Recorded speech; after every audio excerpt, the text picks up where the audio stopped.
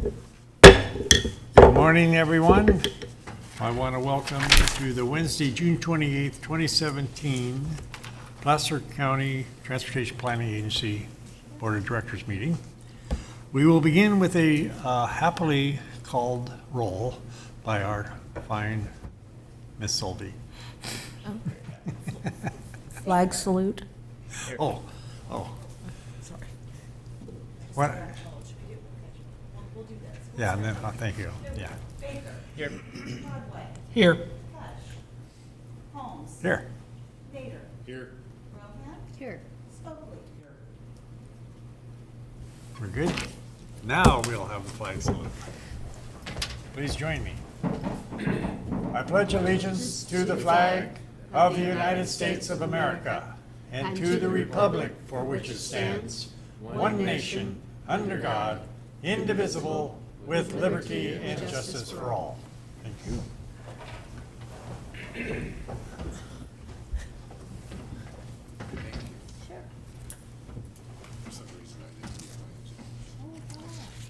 I'll now ask for the approval of the action minutes of May 24th, 2017. Okay, we have. Motion to approve? Oh, we already have a motion. One second. Okay, now we have a motion and a second to approve the action minutes of May 24th, 2017. All those in favor, please say aye. Aye. Any opposed, any abstentions? The motion is passed. Then we'll move to agenda review. Any items on the agenda that need to be added, subtracted, adjusted? Okay, all good. And now is the time for public comment. Anybody want to talk to us? Okay, thanks. Item F is approval of the consent calendar. These items are expected to be routine and non-controversial. They'll be acted upon by the board at one time without discussion. Any board member, staff member, or interested citizen may request an item to be removed from the consent calendar for discussion. The chair will entertain a motion. Second. Okay, you guys are finally getting it. All those in favor, please say aye. Aye. All righty, now,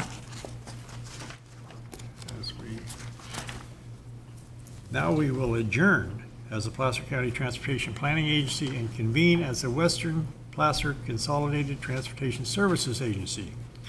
Again, we're asked to approve item G, consent calendar. Anyone wish to pull anything off the consent calendar for discussion? Anyone in the audience? All right, I will entertain a motion. Motion to approve? Second. It's moved and seconded to approve the consent calendar for the Western Placer Consolidated Transportation Planning Agency. All those in favor, please say aye. Aye. Any opposed, any abstentions? Hearing none, we'll move to item H, the fiscal year 2017-18 budget. Good morning, that would be me. Am I moving too fast for you, David? I was expecting maybe a question or two on the consent calendar. Oh, okay. So I guess we did a good job. Thanks. Good morning, members of the board, David Melko here. We're asking the board to adopt an annual budget for fiscal year 17-18. The annual budget is consistent with the adopted short-range plan for the Western Placer Consolidated Transportation Services Agency. The budget is shown on the reverse side of the staff report. It's labeled as Attachment 1. The attachment shows that operating budget for the fiscal year 17-18 with operating revenues projected to be north of 1.8 million. And that's an increase of about 10% over fiscal year 16-17 level. We've noted in the past to the board that cash reserves for the CTSA have accumulated over a course of the number of years since the agency's inception back in 2008. And they've gotten to the point where they basically exceed what we would recommend as necessary levels. And we made an adjustment in the LTF, the Local Transportation Fund apportionment back in February, showing a zero allocation for the CTSA in fiscal year 17-18. That's to the benefit of the jurisdictions, because the jurisdictions see their their LTF levels grow, I think, over $930,000.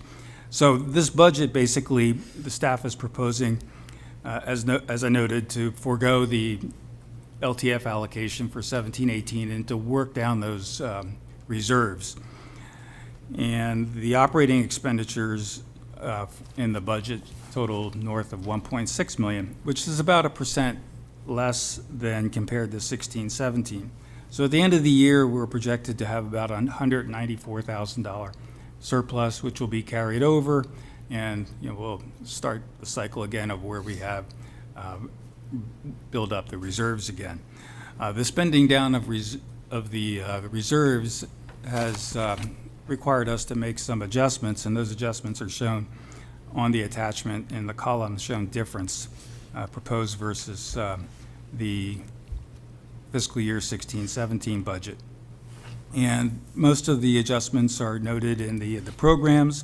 There have been some increases with respect to the short-range transit plan because we've added an onboard survey component. We've right-sized some of the other programs, for example, the bus pass subsidy program, because while well-intentioned, and when we put together a program budget of $50,000, the actual commitments by the various nonprofits in terms of purchasing passes has been much lower. And I've reached out to the nonprofits as we've settled onto a number that we think is an acceptable number as part of an annual budget. So those are some of the examples of the reasons for the adjustments there, and I'd be glad to answer any questions. Any questions from board members regarding this item? Is there anyone in the audience wish to address us on this item? Seeing none, we'll bring it back to the board for action. Motion to approve. Second. It's been moved and seconded to approve the item. All those in favor, please say aye. Aye. Any opposed, any abstentions? Hearing none, the motion is passed. And now we will adjourn as the Western Placer Consolidated Transportation Planning Services Transportation Services Agency and convene as the Placer County Transportation Planning Agency. Move to item I, Nevada Station Operating Budget. Yes, good morning, Chair Holmes, members of the board. This item is to approve the budget for the Nevada Station building, which is our office building that we occupy and own.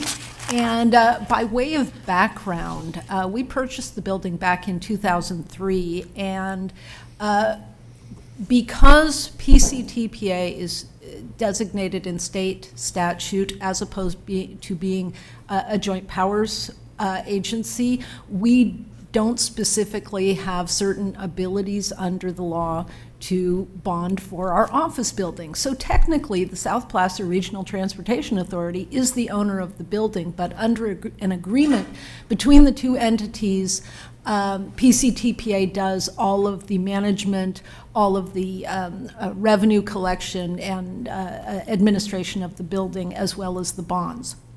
So that is why this budget is both on the PCTPA agenda as well as the SPARTA agenda for those board members that serve on both. Ultimately, once those bonds are paid off, PCTPA will pay SPARTA $10 and we will take over ownership of the building. And based on our refinance of the bonds a couple of years ago, that will take place it's scheduled for 2029, but the first set of bonds are paid off in 2023, and I expect that we will then accelerate the bond payments of the remaining amount. And so I'm guessing the building will probably be paid off around 2025. So this budget, excuse me, gives you a recap of the last 2 years. We've come out of the recession pretty well. We do have a number of tenants. 9 of our 10 spaces are rented. Those are at market rates. And so we've come out of the recession successfully. We have very stable tenants. As we're going into next year's, well, and I should also note that because our revenue is stabilized, we've been able to deal with some deferred maintenance. We repaved the parking lot as as we're out there talking about the importance of repaving before things really start to break down, that comes home to roost when it's your own parking lot. So we did resurface it, as well as we updated the clock tower to actual modern components, so it keeps time correctly, which is nice. It looks the same from the outside, but it keeps time accurately now. And we also did some lighting updates for safety. Looking out into the next 2 years of budget, we are predicting, it's a conservative budget. We are predicting we'll be able to fill that final office space this fall at, basically the market rates are a little on the lower side, and we're continuing that as a projection. We are also operating at we have sufficient cash flow surpluses that we will be able to pay back some of the money fronted by PCTPA to the building during the downturn, and that's included in this budget. So with that, staff recommends that the board approve this, and I'm happy to answer any questions. Any questions from board members? No. I see none. Anyone in the audience wish to address this item? Seeing none, I'll bring it back for approval. Move to approve? It's been moved and seconded to approve the Nevada Station operating budget. All those in favor, please say aye. Aye. Thank you. The motion is approved. Now where are we here? We're item J, Placer County Regional Bikeway Plan Update. This is an information item. Yes, thank you, Board Chair. I will be taking this today. The purpose of this presentation is to bring you up to speed with where the regional bikeway plan is. We selected a consultant and got under contract back in January of this year, and we've progressed through a number of steps so far. And at this point, we really have a good piece of information and progress to share with you, and to receive any feedback that you may have on what we're doing now or as the project progresses. So the regional bikeway plan was originally developed in 2002. It was developed for a few different reasons. One was, and the primary reason was, to take advantage of the bicycle transportation account, which was the primary stream for funding of bikeway projects within the state. So in order to be eligible for these monies, you had to have a regional plan that identified how you connect the unincorporated bikeways to those in the cities and across the region. So through the work of PCTPA staff at that point in time, staff at your local agencies, this plan was developed and adopted by the Placer County Board of Supervisors. It also served as a platform to subsequently develop local bikeway plans in each of the cities that did not have them at that point in time. So now we fast forward 15 years. We're going from 2002 to current settings, and a lot has changed. I think there's many reasons that we would want to update the plan, not just from a growth in population or additional development that's spurred on requirements to construct additional bikeways, nor is it just only the interest in cycling that's increased throughout the nation as well as here in Placer County, and I think we can attest to that and have heard stories, of cycling groups out riding, promoting cycling activities for May is Bike Month or Safe Routes to School amongst our schools. So a number of reasons why we'd want to look into updating the plan. But I think two, again, really strong reasons why we'd want to update this plan is to take advantage of and leverage state funding from the Active Transportation Program, as well as from upcoming funding from Senate Bill 1. The Active Transportation funding that we've received thus far has amounted to just over $8 million that Placer County jurisdictions have received in the first 3 cycles. So we've done relatively well on a statewide effort, and we want to continue to bring money back in the county for bicycle and pedestrian projects. And by updating this plan, our plan is to put the county in a better position, as well as identify multi-jurisdictional projects that can be pursued through these funding programs. In addition, Senate Bill 1 is estimated to provide an additional $100 million a year annually at the state level for these programs. So I think it's timely that this plan is underway, and it'll be will set us up for future funding rounds. I mentioned the interest in cycling has increased from a purely commuter standpoint, and one of the pieces of data that's collected nationally and down to the local level, it's indicated that individuals who commute to work by bicycle have increased 39%. That's a significant number of an increase in those who are commuting to work. I do want to point out that this still represents really less than 1% of all those individuals commuting to work, but that number has increased substantially. That percentage, that's just less than 1%, is just below the statewide average, but it is above the national average. So we're right in the middle there. Another perspective into the cycling habits of county residents is through the May is Bike Month. This is a regional competitive event that happens throughout the 6-county region. And during this year, 220,000 miles were ridden by Placer County residents. This is for competitive bragging rights amongst cycling clubs, amongst businesses and jurisdictions. So there are significant miles ridden there. 80% of those miles were ridden for recreational or for fun. The other 15% was for commuting purposes. And these individuals can actually track their habits, and they can post it to the website. So it's really self-reporting on how we receive this information. Of that, Roseville placed 7th throughout the region in terms of the most miles ridden. When we kind of break it down into more of a per capita or a per rider average, we had several jurisdictions that placed in the top 10. So there is some, I think, vested interest from our residents about cycling and their dedication to it. I also want to point out that the two of the cycling clubs here in Placer County, the Sierra Foothills Cycling Club, I believe rode around 56,000 miles. Lincoln Hills Cycling Club was a comparable number, so a significant amount of miles ridden during just May is Bike Month. So we extrapolate that across the year, and we take into account, a daily and more of an average basis. It evens out. What I think this all is pointing out to is that there's really an untapped market here. I mean, do we say that it's like the wine trail that we have, or any of the other agricultural tourism activities, or going up to the high country. It's not at that level, but there is an untapped interest here that bring people into the region, not only for cycling, but join in and take part of the other activities that we have within the county.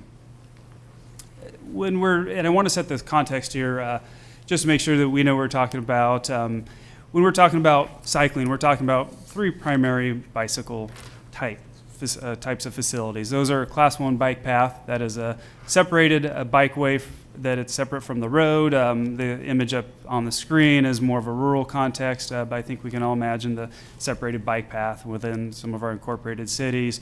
We also have a on-street bike lane that has its own dedicated markings to delineate where the cyclist should be, as well as traffic lanes. And then our Class 3s are just denoted by signage or even markings on the pavement. And these are generally to connect different types of facilities. But not to be outdone, there is a new type of bikeway that's been introduced into California state codes, is the Class 4 bike lane. This is essentially taking a Class 1 bike lane and putting it within the road right of way or within the pavement. So these are all different types of tools that are available to jurisdictions to implement. When we're talking about the different types of facilities, and when we look at just the unincorporated bikeway inventory, we have approximately 14 miles of Class 1, 26 miles of Class 2, 20 miles of Class 3 facilities. And then if you add up countywide totals, when you include each of the jurisdictions, we're up over 316 miles of bikeway facilities within the county. Those facilities have generally been constructed through the use of the local transportation fund, which averages about $400,000 annually amongst the jurisdictions to spend on bicycle and pedestrian type projects. Also, congestion mitigation air quality funds have been one of the mainstay funding programs, Also, not to mention development agreements and developers constructing bikeways and bicycle facilities as part of the development. As of 2013, the Active Transportation Program consolidated several funding programs at the state and federal levels, creating one large competitive program throughout the state. And I mentioned earlier that our jurisdictions have brought in just over $8 million in these 3 years, which is quite a feat. And that Senate Bill 1 will continue to add additional monies to this program. So as we move forward, we anticipate that we'll become more competitive, and through this program and this plan, we'll help implement those plans that you have locally. If we transition and switch gears from what we know about what's in the county and the jurisdictions and how people are using these facilities, and looking at where do we go from here, how do we receive input from the public on what they want to see or where there are currently issues with the bikeway facilities. We knew that in doing this outreach for this plan, it was going to be quite a challenge. A challenge from the incorporated cities and where the population is in Southwest Placer, heading up the hills to here in Auburn, continuing on up into the Colfax area. And with the small communities that we have that are spread out, we knew that was going to be a challenge to really try to reach out to individuals and ensure that we had adequate coverage and adequate input on this plan to make it worthwhile. Working through our consultant team, we developed a multi-pronged approach to gather input. This took the form of many different efforts. One is contacting local businesses through direct email, phone calls, also social media campaigns, press releases that were picked up by each of the Gold Country media publications, so it was in print as well as online. We also had direct contact with over 30 different organizations, trying to encourage interest, to reshare Facebook posts, reshare Twitter posts, and to disseminate this information out to their memberships. We also reached out to the PIOs. I know in the city of Roseville, they posted this information on their Nextdoor account. And while living there in Roseville, I was able to see in my neighborhood that individuals were seeing that and commenting on that. I know through other social media platforms it was reshared. This information was also presented to the Roseville Transportation Commission, and we're working with the MACs to a set of presentations and gather input from those entities as well. And a joint presentation is being set up between Placer County Parks and Recs Division to make a presentation to the Folsom Auburn Trails Riders Action Network. So with this vast and multi-pronged approach, I'd like to report on how we did. We actually received 759 responses to our online survey. This online survey was 7 short questions. And so by that means, I'm looking at it thinking, we had some level of success here. 759 people, granted, we are a county of over 300,000, but still a pretty respectable effort. 87% of those individuals did live or work within Placer County. So we know that a large percentage of these comments we are seeing are from individuals. And part of the survey looked into or asked for what are their preferences on cycling. Where are they comfortable riding at? What types of facilities might we might consider constructing in the future? 66% of those, 2/3 almost, preferred having a separated bikeway. That's a bikeway that's not adjacent to traffic or in the travel lane. But another 1/3 of those were okay with riding on the road, whether it's a Class 2 or Class 3 facility. Overwhelming number of those individuals also indicated that they ride for recreational purposes, for physical fitness, and about 12% rode for work or errands. And so these numbers really correlate very well with those that were provided during the May is Bike Month. They said just about 80% of those rode during the month for recreational purposes. We also, through the survey, part of those 7 questions, really put the respondents or the participants into the shoes of your staff when they're trying to budget on an annual basis of how are you going to spend valuable resources on different types of bicycle facilities. So they were given 5 different options.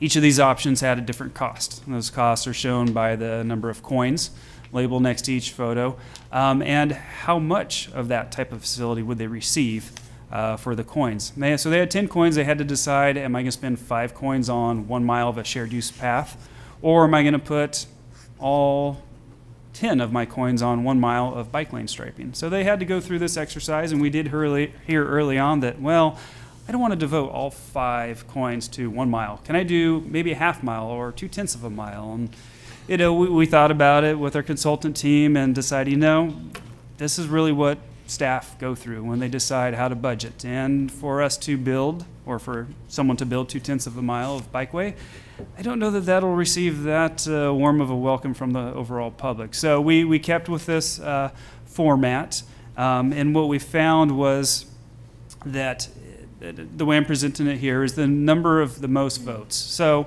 being only a cost of 1 coin, the bike lane striping received approximately 1,350 different votes. So that's a number of times that people put 1 coin on that. But the most numerous in terms of the amount of coins spent was on the shared use paths. So it is a greater cost, but we did see more people putting their money towards that. So these are just indications, I think, of what individuals may want to see, or think maybe how we as cities should spend our monies into the future. So there's still a lot of data behind this that we'll be synthesizing, and we'll be rolling back out at a later point in time. But this gives us a snapshot of what individuals are interested in. The next part of the online survey and the online program was utilizing a Google-based map. This map is probably familiar to most of us. We can zoom in, we can see our neighborhood, where our house is, and it allowed individuals to go down, find the roadway that they're familiar with, from cycling, or know where there's an issue, and they could double click on that roadway. They could leave a comment. They could provide their name, email, phone number. And in doing so, we had approximately, of the total number of visitors who proceeded to this map and spent time here, about 229 visitors. Spent time, those individuals left 646 comments across the county, and we can see that some were actually outside of the county. And by looking at some of those comments that are outside of the county boundary, some are just, I think, inadvertent. I'm going to click here, leave a comment, because they do pertain to Placer County in some respects, and other times they pertain to Truckee if we're in the eastern portion of the county, or connections to Citrus Heights or Folsom in Sacramento County. So with this, still a high level of input that we've received. And so correlate this information back to the preferences survey, we start to really have a data-rich input that we've received. And we can zoom in, we can look at these comments by roadway facility. We note that there's a number of comments that are in each of the incorporated cities, but we do have a fair amount of comments that are out on State Route 193, on Auburn Folsom Road, up in the Newcastle area. So we can further look into this, and here's just one example. Up in Forest Hill Road seems to have adequate shoulders to facilitate bike lane signage. So really creating a Class 2 bikeway here, and this is a common theme that goes across a lot of the county roadways, as well as even into some of the incorporated cities. And so the question we have in our next steps are to try to figure out, is there really enough pavement width there to sign it and stripe it as a Class 2 bikeway facility? Or is that something that the community in Forest Hill really wants? So these are all part of the next steps. And some more of the common themes, just to run through these quickly, is roadway and shoulder maintenance. There's a lot of debris out there, whether it's gravel or bushes or trees extending into the travel lane, especially on some of the rural county roads. Connections to Folsom Lake were a big hit. I think both from a on-street network, bike paths, and even the mountain bike community. And so we can sift through that information to really define who is the interest or the target group there. Extension of facilities and connecting to other locations, connections between the cities of Auburn, Folsom, out to Grass Valley, even Lincoln and Roseville, looking at connections between those and safe travel. Some of the more commonly identified roadways that were identified in the unincorporated areas are, Barton Road, Mount Vernon Road, Newcastle, Fittyment, and each of the Caltrans facilities in State Route 49, 193, and in the Tahoe, or in the eastern area, State Route 89. And going back to that map before I proceed any further, I just want to point out that there are those comments that are within the incorporated cities, and our intent is to export and synthesize that information for each of your staff. I understand that many of the cities may be in the next year to 3 updating their own bikeway master plan. So this will be information that they can utilize to develop their own plans or to get early insight on how they might proceed. So as I mentioned, we have quite a bit of information to really work through and synthesize, and that information is going to roll itself into basically our next steps, and that's our needs and demands analysis. Where can we find projects where we might have the highest bang or the biggest bang for our buck? How can we build off what we already have, make connections that are easy to attain, that are low-cost projects, and how do we really set up the county or multi-jurisdictional projects to compete at the statewide level with the active transportation program and under SB 1. So quite a few things to work on still. We have several more opportunities for the board to provide feedback, for the public to review materials, and those are all identified here. Our target goal is having a draft out for review and a draft of the overall plan towards the end of this year, with coming back early 2018 for acceptance of that report, and then from there the Placer County Board of Supervisors would adopt and approve the plan. So with that being said, that's a kind of a summary of what we've been doing for the last several months, insight into the public outreach that we've received through this efforts, and I'd be glad to take any questions or comments that you may have. Well, thank you, Mr. Hoyt. When this item was designated as an information item, you weren't kidding. There's a lot of information there. You've done a remarkable job presenting it to us. I'll ask my board members if there's any questions, any comments? No, very interesting presentation. Thank Very you. good. I don't think you missed anything. I mean, you missed anything in the information.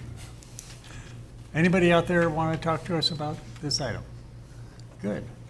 Well, thank you again, Mr. Hoyt. That was very informative. And now we'll move to our Executive Director's report regarding the Freeway Service Patrol update. Yes, this was an item of great interest to the board at your last meeting in terms of the costs of the service and having to cut the budget for the Atom trucks, the service trucks, and there was an inquiry about the possibility of having private sponsors, insurance companies sponsor as a contribution for the Freeway Service Patrol. And we did do an inquiry into that, and the short answer is that Caltrans would not, Caltrans feels it's illegal. And they are the primary funders of the Freeway Service Patrol. They provide 75% of the money. As I understand it through the email we got back from them, is that because state funds require that you go through a competitive bidding process, and you can't discriminate about the type of advertising. And so even though we would want, say, insurance companies to sponsor, you don't really control who might come in there. There was a specific case in San Diego that it was a rather controversial political group that had wanted to sponsor this, and I think this was on litter cleanup, and Caltrans declined the sponsorship. They lost in court, and that's why they don't want to go there. They also feel that the private FSP sponsorships that I believe it was a board member Euler brought up that was in other states. Caltrans feels it's illegal, but nobody sued them, so that's why sued these other states. Right. So that's kind of the long answer to we would if we could, but we can't. On the other side, though, we've been working on trying to figure out a way to come up with the $25,000 a year that these Adam trucks cost. And we've got some ideas, as well as it looks like there is going to be some FSP money that was not used by other counties this year that will roll over. We've been asked if we could use it, and we said, yeah. So I don't want to say anything definitive now, but I think we have a chance of bringing back the Adam trucks for at least a year, and I'm trying to figure out a way that we could do it on some sort of a multi-year basis. So stay tuned. All right, good. Next item on Executive Director's Report is we're looking at the July meeting, and we always put a lot of stuff on the June board agenda as the start of the fiscal year is July 1st. And looking out, we don't see a whole lot of items for the July agenda, so we're considering requesting that be canceled for lack of agenda items. So unless something comes up in the next week or two that really needs the board's attention, we would then just continue on to August. And then finally, I'm hoping that everybody got the invitations to the reception this evening that is being co-sponsored by SACOG, PCTPA, and the El Dorado County Transportation Commission. That's at 5:30 tonight at Mulvaney's in downtown Sacramento, and our own Chair Holmes will be one of the featured speakers there. This is a reception for the California Transportation Commission, and I'll just note, Senate Bill 1 provides a lot of money for transportation that is under the discretion of the CTC, so it's a good opportunity to meet and greet people who may be making those decisions for us. So hope to see you there. And that starts at 5:30. So that concludes my report. Thank you, and I will be there, looking forward to it. Let's see, now we're looking at board direction to staff. Do we have any items we want to direct staff, our fine staff to do? I don't. No. Seeing none, you have item N as informational items for your perusal, and that concludes the items on our agenda today. And our next regularly scheduled meeting will be sometime in August, is that correct? At the fourth Wednesday in August. The fourth Wednesday in August. All right. Okay, Sylvie will be in touch. yeah. Okay, with that, I'll go ahead and adjourn this meeting. Thank you, everyone, for your All right, kind thank you. participation.